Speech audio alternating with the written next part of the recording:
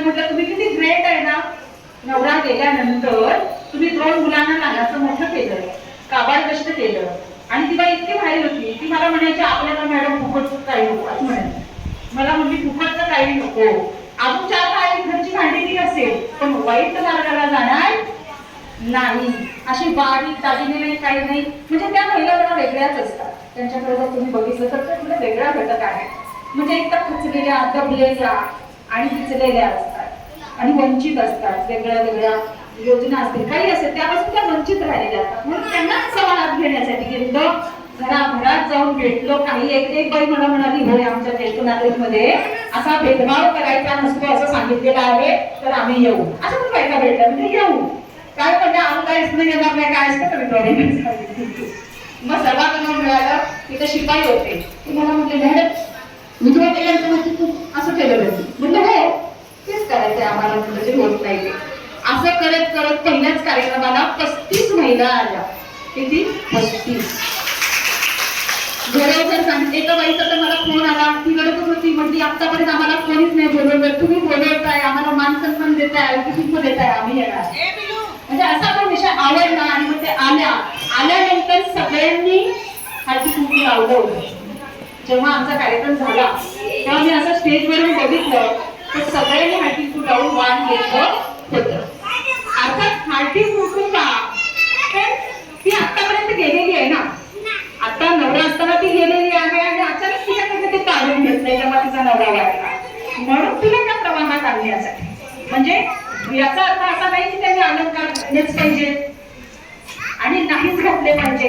म्हणजे दोन्ही बाबतीमध्ये सक्ती नाही पाहिजे. बाईवरती काय नाही पाहिजे, सक्ती नाही पाहिजे, बंधन नाही पाहिजे. तुम्ही हे अलंकार घालाच किंवा हे अलंकार काढाच, हे तिच्या मनावर तिला डिपेंड असलं पाहिजे की तिला काढायचे किंवा तिला काढायचे.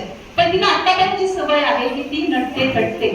आणि म्हणून असा तुझ्यावर कुणी करू नये. मला 2 बायका अशा भेटल्या ज्या म्हणाल्या, बाई माझ्या शेजारच्या बाईला हळदी कुंकूला आमंत्रण घेतात, मी तिथेच बसलेली आहे, पण मला तिळगुळाला तरी तू ये ना असंही म्हणत नाही. आणि हे सांगताना ती रडत होती. म्हणजे तिला ते दुःख वाटत होतं की तिला बोलवलं पण मला नाही बोलवलं. मग माझा काय अपराध आहे? माझं युट्यूब चॅनल आहे चक्रवेदी NGO म्हणून, त्यामध्ये मी त्यांची भाषणं, म्हणजे एका गावामध्ये मी गेले, तिथं शब्द पण घ्यायला लागले ग्रामस्थांना. 50 ते 60 गावांमध्ये जाऊन आम्ही हा विचार प्रबोधन केलं. आता शासनाचा GR आलेला आहे. सगळ्यांचे इकडे लक्ष आहे. चुळबुळ थांबवा, खाली मोबाईल मध्ये गेला. शासनाचा आता काय आलेला आहे, GRच आलेला आहे की प्रत्येक ग्रामपंचायतमध्ये, प्रत्येक ठिकाणी, नगरपंचायतमध्ये ठराव करून घ्यायचा आहे की विधवा अनिष्ट प्रथा आपल्याला बंद करायची आहे. म्हणजे नवरा वागल्यानंतर तिचं कुंकू पुसणं, तिची जोडवी काढणं, मंगळसूत्र तोडणं, ह्या सगळ्या प्रथा अनिष्ट आहे आणि त्या बंद झाल्या पाहिजे. असा शासनाचा GR आला. आमचा 6 फेब्रुवारी 2022 ला कार्यक्रम झाला आणि 17 मे 2022 ला शासनाचा GR आला. मग तो शासनाचा GR घेऊनच आम्ही आता ग्रामपंचायतीमध्ये जायला लागलो की शासनाने जागा सांगितलंय, आता काय आम्हीच फक्त सांगतोय असं नाही. आणि मग त्याला थोडस, पण तरी म्हणावं इतकं होत नाही, कारण त्याच्यावरती विविध उपक्रम व्हायला पाहिजे, मानसिकता लोकांची व्हायला पाहिजे. कारण काही वेळेला तर असं होतं गावातल्या महिलांना ते माहित नाही, बऱ्याच सरपंचांनी गावामध्ये ठरवच केलेलं नाही, असा पण विषय आहे. आता आमची आई आहे, माझे वडील वारले आणि मी तिला सांगितलं की मी आता सगळीकडे सांगते तर तू काय आपल्या जशी आहेस तशीच राहा. तर जेव्हा मी त्या महिलेला सांगितलं तू काय काढत बघत बसू नको, आहेस तशीच तू राहा, तिला पण ती ठीक आहे म्हणाली. आणि नंतर ती आम्ही सगळ्यांना गेलो सगळे. तर आमच्याकडे एक कामाला आलेली बाई होती, झाडझड करायला बोलवलेली बाई होती. तिने काय घ्यायला भरपूर दिलं, काय आमच्या मागाने सांगितलं की आले होते काम करायला घरात, पण केलं वेगळंच काम तिने.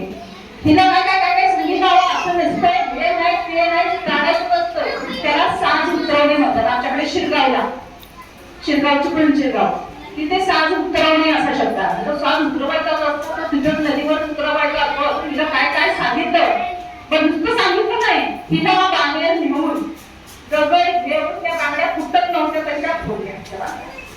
आणि तिला काही ते लक्षात राहिलं नाही, आम्ही सांगितलेलं थोडी विसरली. तिची जोडवी काढली, तिचं कुंकू कुठून टाकलं, कानातलं काढलं, ठेवली. आम्ही बाहेर आलो संध्याकाळी 5 वाजता. बघते तर हे काय म्हटलं, हे काय तिकडेच म्हटलं तू. तर ती म्हणजे नाही काय म्हणाल्या आलेल्या कामाला ना, म्हटलं तिला घर साफ करायला सांगितलेलं का हा उद्योग करायला सांगितलेला. मग तिला पण मी आमच्यासमोर उभी राहिल्यावर म्हणते बापरे मी काय दिसते. तिला नटायची खरं तर पहिल्यापासून आवड आहे, फुलं वगैरे घालणं असं तिला नटायला आवडतं. आणि तिला आरशा बघितल्यावर तिला काय दिसते मी विचित्रच वाटते. आणि मग तिला पण वाटतं की मला बांगड्या घालायचं. मग आमची काळजी आहे, आम्ही दोघेही आता आम्ही पण मागे लागलो. हे माझं घ्या ना मला द्या ना. मग हे राजे आमचे गेले बाजारात, हिरव्या बांगड्या घेऊन आले संध्याकाळी. तो माझ्याकडे व्हिडिओ मी मुद्दाम ठेवला. आणि मग तो बांगड्या जात होता, आम्ही साबण लावून जोडली. म्हटलं पाहताना बांगलं काही काय माहिती ती साबण लावून आम्ही जोडली परत घातली आणि पहिला तिला होती तशी केली. म्हणजे त्याच्यावरती तुम्ही टाळ्या वाजवायला पाहिजे. मेन म्हणजे आम्ही घरातल्यांनी तिला सपोर्ट केला आणि तिची सुद्धा मानसिकता होती की मला असं विद्रुप राहायचं नाही. तुम्ही केशवापण व्हायचं माहिती ना, नव्यावरला मी टक्कल करायचं.